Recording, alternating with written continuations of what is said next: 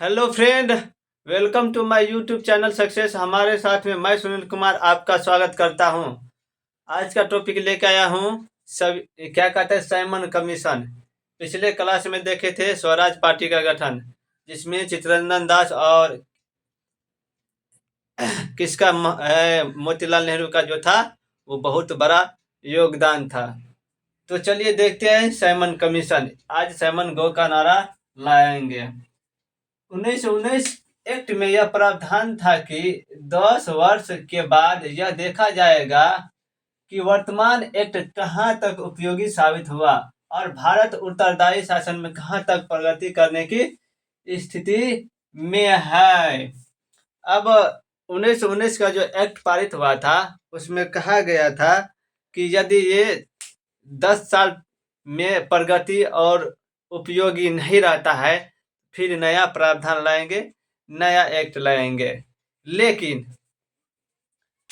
आयोग का गठन 10 वर्ष के बाद की जानी थी, लेकिन ब्रिटेन की कंजर्वेटिव पार्टी, ब्रिटेन की जो कंजर्वेटिव पार्टी थी उसकी जो सरकार ने 2 वर्ष पहले ही साइमन कमीशन की नियुक्ति कर ली, क्योंकि उसे जो आशंका था कि 2 वर्ष बाद लेबर दल की सरकार भारत समर्थक सदस्यों वाली वैधानिक आयोग की नियुक्ति कर सकती है। अब देखिए वहां पर जो सरकार था कंजर्वेटिव पार्टी की, देखिए ये भी पूछ सकता है कि कौन सा साइमन कमीशन जब भारत आया था तो ब्रिटेन में किसकी पार्टी थी, किसकी सरकार थी।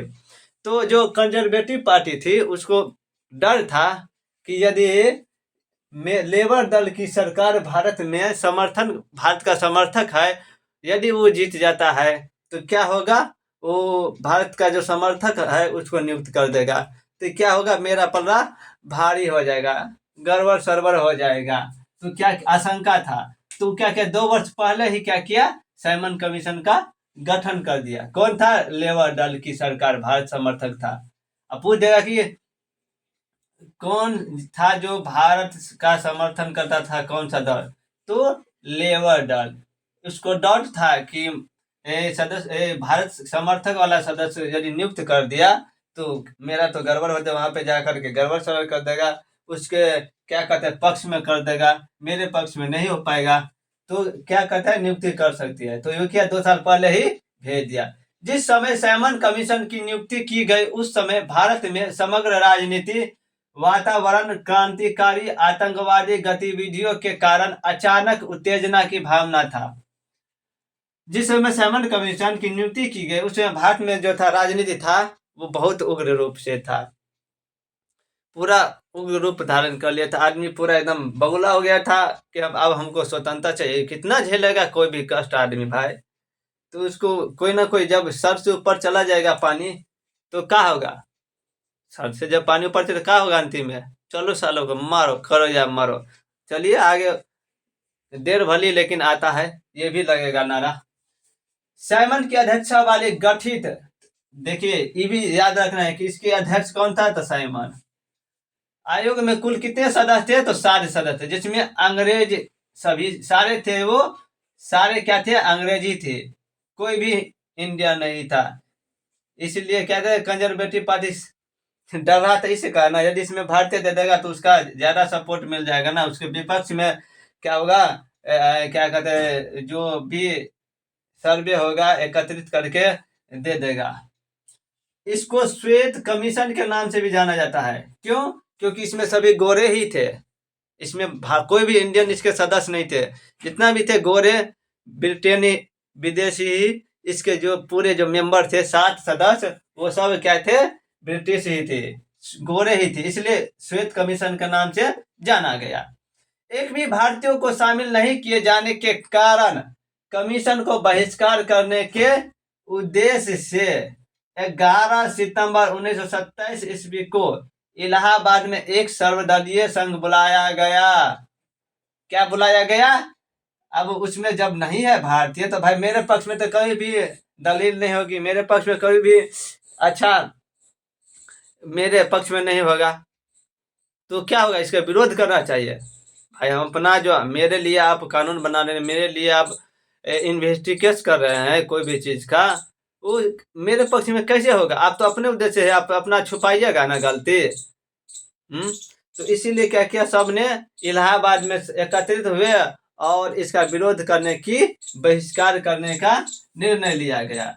27 दिसंबर 1927 ईस्वी को मद्रास में हुए कांग्रेस के वार्षिक अधिवेशन में साइमन कमीशन का बहिष्कार करने का पूर्ण निर्णय लिया गया।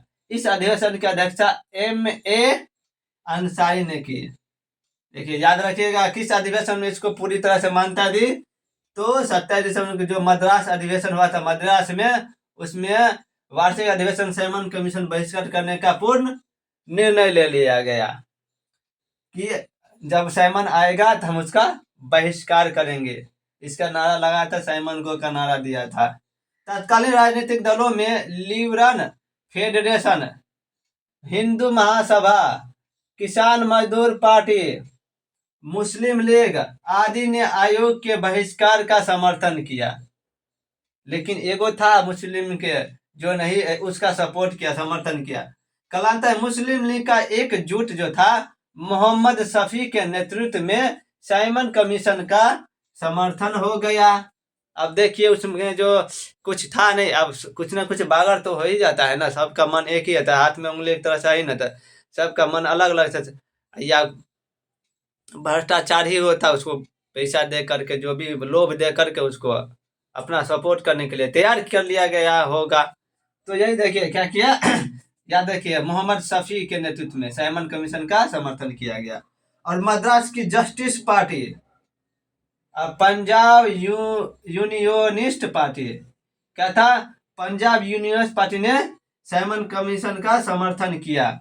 इसका भी याद रखिए कि कौन सा, जस्टिस पार्टी और पंजाब यूनियनिस्ट पार्टी जो था वो साइमन कमीशन का समर्थन किया। 3 फरवरी 1928 ईस्वी को आयोग बंबई पहुंचा। उस दिन पूरे बंबई में हड़ताल का आयोजन कर काले झंडे दिखाकर नारे लगाए गए। क्या हुआ, 3 फरवरी 1928 को जब साइमन कमीशन बंबई पहुंचा, भारत पहुंचा, तब वहां पे जो राजनीतिक आंदोलनकारी थे, सत्याग्रही थे, वो लोग क्या किए, काले झंडे के साथ साइमन गो का नारा लगाया, साइमन वापस जाओ, साइमन वापस जाओ, यानी उसका विरोध किया। जहां जहां आयोग गया वहां वहां साइमन गो बैक के नारे के साथ विरोध किया गया। लखनऊ में खलीकुज्जमा और मद्रास में टी प्रकाशन ने आयोग का विरोध किया। कहाँ पे, साइमन गो बैक का नारा कहाँ रहा, लखनऊ में खलीकुज्जमा, मद्रास में टी प्रकाशन। लखनऊ में आयोजन का विरोध के समय पंडित जवाहरलाल नेहरू ने तथा गोविंद वल्लभ पंत को लाठियों की मार खानी पड़ी। कहाँ पे, लखनऊ में जब विरोध कर रहे थे तो पंडित जवाहरलाल नेहरू और गोविंद वल्लभ पंत को लाठी खानी पड़ी। लाहौर में लाला लाजपत राय को विरोध के दौरान लाठी से मार खानी पड़ी। अब वहां पे क्या हुआ, लाहौर में सब जगह जगह अपने अपने जगह पर सब क्या कर रहे थे, विरोध कर रहे थे। तो लाहौर में लाला लाजपत राय जब साइमन गो के नारा लगा रहे थे, विरोध कर रहे थे, तो वहां पे पुलिस अधिकारी ने क्या किया, लाठी चलाया तो उसके सिर पे चोट लग गया, इसी कारण उसकी मृत्यु हो गई थी। लाहौर में लाला लाजपत राय के सर में लगी गहरी चोट का सहन नहीं कर पाए और उनकी मृत्यु हो गई। मरने के पूर्व लाला लाजपत राय ने कहा, मेरे ऊपर जो लाठियां का प्रहार किए गए हैं वही एक दिन ब्रिटिश सरकार के ताबूत की आखिरी कील साबित होगा। क्या कहा कि ये जो लाठियां मेरे ऊपर लगी है ना, यही आने वाले समय में आखिरी है ना, वो ताबूत की सीढ़ियां बनेगी। क्या बनेगा, क्या साबित होगा, आखिरी कील साबित होगी। मतलब ये स्वतंत्रता का मतलब ये एक तरह से बीज लग गया कि हम लोग अब स्वतंत्र जल्द ही हो जाएंगे। क्योंकि उस समय में आक्रोश में आदमी थे ना, बहुत ज्यादा आक्रोश में थे, गुस्साए हुए लोग थे। अब उसको भाई लाला लाजपत राय भारत लेवल पर, नेशनल लेवल के राजनीतिक थे, नेता थे, उसको मारेगा तो उसके साथ क्या कहते हैं, और भी गरम दलीय नेता थे, देखे हैं, गरम दल के थे वो लोग और उग्र हो गए।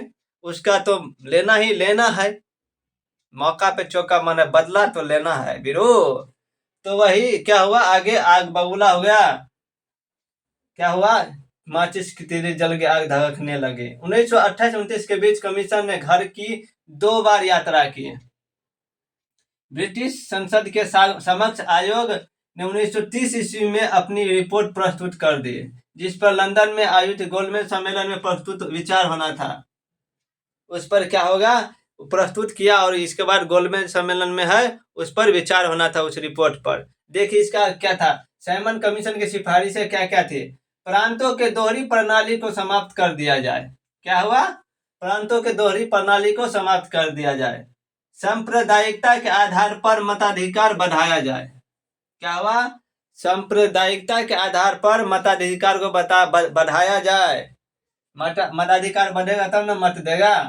सेना में भारतीयों की संख्या बढ़ाई जाए। अब सेना में जो सेना थे, आर्मी थे, उसमें भारतीयों की संख्या कम थी और उसमें ब्रिटिश ज्यादा रखे गए। तो उसमें क्या है, भारतीयों की संख्या बढ़ाई जाए। विधानमंडल का पुनर्गठन किया जाए। अब जब विधानमंडल का पुनर्गठन किया जाएगा तो उसमें तो नए नए आदमी आएगा, भारतीयों को भी जगह मिलना चाहिए, तभी न सब मिल करके राजनीति करेंगे, सरकार को चलाएंगे। वर्मा को भारत से और सिंध को मुंबई प्रांत से अलग कर दी जाए।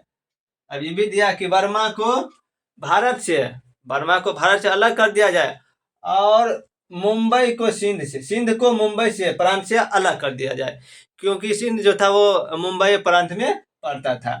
संविधान को लचीला बना जाए, मतलब कमजोर बना जाए, संविधान को इतना कठिन नहीं बना जाए जिससे लोगों को दिक्कत हो। अस्वीकार कर साइमन कमीशन इस सिफारिशों को भारतीय राष्ट्रीय कांग्रेस व अन्य दलों ने अस्वीकार कर दिया। क्या किया, भारतीय कांग्रेस और अन्य दलों ने इसको अस्वीकार कर दिया कि हमको ये नहीं चाहिए अब, क्योंकि इसमें कहीं भी स्वराज के लक्षण नहीं दिख रहे। यह कमीशन 1935 का अधिनियम का आधार था, कहीं ना कहीं आधार था ही, क्योंकि ये भी वहां पे 1935 का अधिनियम बनाते, ये जो है ये सिफारिशें हैं उसमें भी बहुत सारा जोड़ा गया था, तो कहीं ये आधार बन गया था इसी तरह से। तो भाई अब आधार बन गया तो यहाँ के नेता को भी थोड़ा सा जागरूक हुआ कि भाई अब हमको भी वहां पे जगह मिलना चाहिए, जब तक मिलेंगे नहीं तब तक होगा कैसे, सबका अलग अलग भी होगा, तभी ना हम अपना शासन कर सकेंगे। तो इसलिए इसको अस्वीकार कर दिया गया। चलिए खत्म हुआ अब साइमन कमीशन, बस जो भी इम्पोर्टेंट पॉइंट था आप लोगों के बीच रख लिया, इससे ज्यादा आप लोगों को कहीं नहीं आने वाला है। हर एग्जाम में यही से पूछे जाते हैं, यही कंटेंट। यूपीएससी दीजिए, बीपीएससी कहीं भी जाइए, नेट JRF दीजिए, आपको बाहर से क्वेश्चन नहीं आएगा। और बुक भी स्टडी करते रहिए, क्योंकि उसमें भी कुछ ऐसा ऐसा पॉइंट हो जाता है जो छूट जाता है, लेकिन मेरा कोशिश है कि लगभग पॉइंट को डाल दिए गए। तो आप लोगों को ये वीडियो कैसा लगा तो लाइक कमेंट शेयर और सब्सक्राइब कीजिए, जिससे हमको भी कुछ फायदा हो जाए, और सब्सक्राइब कर दीजिएगा, नोटिफिकेशन अगला वीडियो का आ जाएगा। तब तक के लिए चलिए मिलते हैं अगले वीडियो में। जय हिंद, जय भारत।